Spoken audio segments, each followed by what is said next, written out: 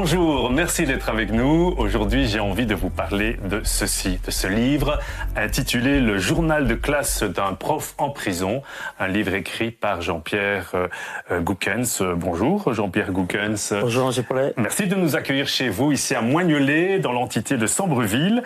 Vous avez donc été professeur d'installation sanitaire à la prison de Jamioul. Au départ, il s'agissait d'un projet pilote qui devait durer 5-6 semaines. Finalement, vous y êtes resté 5-6 ans. Ouais.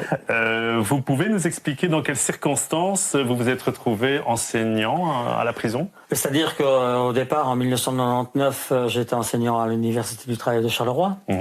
Et comme chaque professeur, en début d'année, à l'Assemblée générale, on va chercher nos charges pour l'année scolaire. Et là, j'ai appris que je n'avais pas d'heure. Mon chef d'atelier m'a dit, écoute Jean-Pierre, prends patience, normalement, comme d'habitude, ça va venir, quoi. Et quelques jours après, en effet, on me téléphone et on me dit, mon chef d'atelier me téléphone au soir, il me dit, écoute Jean-Pierre, voilà, demain matin, tu dois être à 9h à la prison de Jamioul. Imaginez ma tête quand on vous annonce ça. Oui, j'imagine la mienne si ça devait m'arriver. Oui, voilà. Et donc de ce fait-là, ça commence à travailler dans la tête, ici et là. Hop, et même la partie, et arrivé à l'entrée de la prison, j'ai vu mon collègue, puisqu'au départ il y avait maçonnerie et plomberie, ouais. Et beaucoup plus âgé, et et puis j'ai fait mon premier pas dans la prison. Croyez-moi, c'est comme si vous y avez 5 tonnes qui vous tombent sur les épaules, tellement que c'est un... On va en reparler. C'est impressionnant, évidemment, mais surtout quand on n'a aucune expérience et aucun plat de repère. On va bien entendu parler de vos impressions, de la manière dont vous avez vécu les choses. Dans ce livre, vous parlez du combat que vous avez été amené à devoir mener. Qu'est-ce qui vous a amené à devoir vous battre, vous diriez? Me battre, oui, en effet, parce que quand on a démarré la formation, il n'y avait absolument rien. Je n'avais pas de local pour la formation. Quand j'ai commencé, il y avait déjà un local pour la maçonnerie. Les premières semaines, j'ai dû amener même mes outils personnels pour faire travailler les détenus. Il n'y avait pas d'équipement qui avait été amené précédemment. Tout nouveau. Il fallait tout organiser. Tout créer. Donc, on a fallu trouver un local grâce à l'agent Boris qui était avec moi, parce que j'avais un agent pénitentiaire avec moi. Et on a dû trouver des tables, des chaises et ainsi de suite pour pouvoir commencer petit à petit à créer cette formation. Et comment vous savez qu'est-ce qui fait qu'il y a des détenus qui se sont montrés intéressés? Comment le savez-vous? Est-ce que c'était sur base volontaire? Comment ça s'est passé? Oui, c'était sur base volontaire, mais il y a eu une présélection. C'est-à-dire que quand on est arrivé, le premier jour que je suis arrivé en prison, que j'ai mis les pieds dans la salle de réunion, donc il y avait la direction, il y avait le PSE, le service psychosocial, il y avait le psychiatre, il y avait plein de monde. Et alors on a eu des détenus qui, à leur demande, sont venus se présenter. Et quelle était leur motivation à ces détenus pour suivre cette formation? Leur motivation, c'était, bien entendu, c'était d'apprendre quelque chose, de ne pas rester enfermé 23 heures et 1 heure de préau.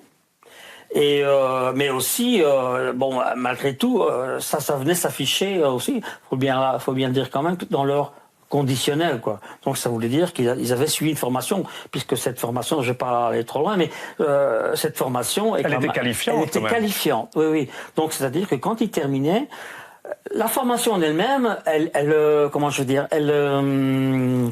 sur une année scolaire traditionnelle, elle reprenait 3 années de cours du soir. Donc c'était intensif alors. Ah oui.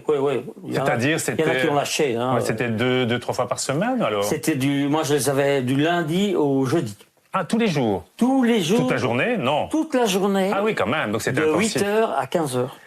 On va regarder un extrait d'un reportage que nos collègues de TV Lux avaient consacré à cette formation à l'époque dans le cadre du magazine Profil. On voit d'abord tout ce qui est base, le travail de l'acier, le travail du cuivre, le travail du PVC, tout ce qui permet aux stagiaires, quand il quittera la prison, de pouvoir avoir au moins une base. Je suis content d'apprendre quelque chose et en fin de compte, tout le monde vient avec une bonne motivation. On apprend aussi à se réveiller tous les matins et avoir des responsabilités et c'est beaucoup mieux dans nos têtes pour le reste de la détention. Les détenus apprennent les bases théoriques et pratiques du métier. Pas facile pour tous de se remettre à étudier. J'ai fait quelques leçons sur CD-ROM en vidéo. Ça me permet, pour moi personnellement, une facilité, et pour eux que ce soit beaucoup plus clair et qu'ils puissent au moins comprendre, parce que j'ai des personnes qui ont des décrochages scolaires et des personnes qui savent même pas écrire le français, je veux dire. Donc il faut à tout prix pouvoir surmonter ce problème. Les conditions de travail non plus ne sont pas simples pour les professeurs. Il faut tenir compte des tensions de la prison et jongler avec les moyens du bord, car le matériel manque. Mais de la vie générale, l'expérience est positive. Après examen et jury, les cours débouchent sur un certificat reconnu par la communauté française, avec la possibilité à la sortie de poursuivre la formation ou de chercher un emploi. Et les patrons, quand on va prendre contact, savent aussi d'où ce qu'on vient, évidemment. Mais bon, il y a certaines personnes qui acceptent quand même le fait d'avoir un casier judiciaire, et ça, c'est notre chance à nous.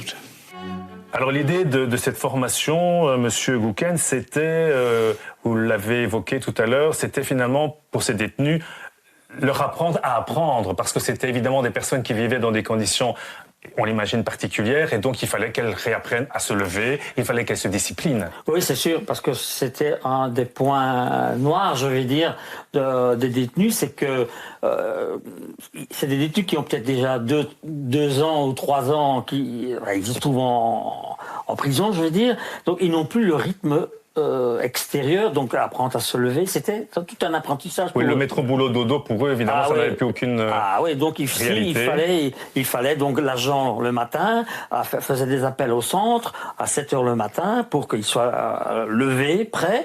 8h moins quart à la grille, parce que j'avais plus de 20 minutes avant d'arriver à la formation, et alors qu'il soit là, et puis moi j'arrivais avec l'agent, et on accueillait les détenus, l'agent faisait le listing de détenus qui étaient là, celui qui était en retard, c'était terminé. Hein.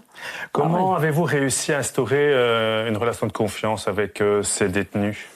Vous écrivez, il fallait être un chat et savoir retomber sur ses pattes assez facilement. Oui, parce que petit à petit, quand on commence à connaître les individus, je veux dire, il y en a certains il y a une confiance qui passe entre lui et moi. Nous sommes des humains quand même. Hein. Je sais qu'il y a peut-être des personnes qui diront tiens, qu'est-ce qu'il était fait donner cours en prison, mais enfin bref, on est des humains. Donc il y a des moments, il y en avait certains qui essayaient. Par exemple, ici, je vous expliquais, j'ai eu donc une délégation marocaine qui est venue. J'avais reçu un courrier. Courrier à la maison, je prends l'enveloppe, je vais pour le montrer à l'agent et je dis regarde Boris, je l'ai sur mon bureau directement. Il voulait à tout prix savoir où j'habitais, quoi. Ah oui. Oui. Pour alors, éventuellement vous faire chanter ou. Oui. Alors vous savez. Bon, je n'allais pas jusque-là parce que j'essayais de m'imaginer que je j'étais pas en prison. Et donc, il y a un climat, je vais pas dire qu'on était amis à 100%, quoi. Mais ce que vous dites quand même, c'est que vous deviez rester sur vos gardes parce qu'ils cherchaient à vous manipuler régulièrement. Oui, bien sûr. Et moi, j'ai eu des cas parce qu'ils avaient alors donc ici, comme je vous ai expliqué, sur une année, ils avaient ça équivalait à 3 années, mais chaque fois, en fin d'année, ils avaient un examen pratique et technique. Hein. Il y en a qui ont réussi ? Oui, il y en a qui ont réussi. En prison, la violence est omniprésente. Dans votre livre, vous racontez plusieurs événements tragiques, et notamment la mort d'un détenu dans le Préau. Qu'est-ce qui s'était passé succinctement ? C'est-à-dire qu'il faut quand même que je signale qu'en prison, vous criez à l'entrée, vous êtes entré de la prison, vous dites « Ah » ou « T'es con ». Un quart d'heure après, toute la prison le sait. Et ici, ce qui s'est passé, c'est que il faisait bon, c'était le Préau, et justement, il y avait une quarantaine de détenus, hein, donc ça fait quand même un fameux paquet d'hommes qui étaient là. Et pour un vol de chaîne, apparemment, un Roumain, il avait été vu qu'on avait volé la chaîne, il était au Préau, il est monté, on l'avait monté, hein, et 4 autres qui le suivaient. Puis il est revenu vers ceux qui lui montaient vers eux, quoi.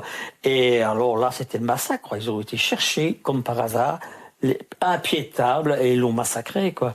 Et voilà, donc, c'est ce que je dis, c'est un univers... il faut être toujours sur ses gardes, il faut... c'est comme ça, il faut s'habituer, quoi.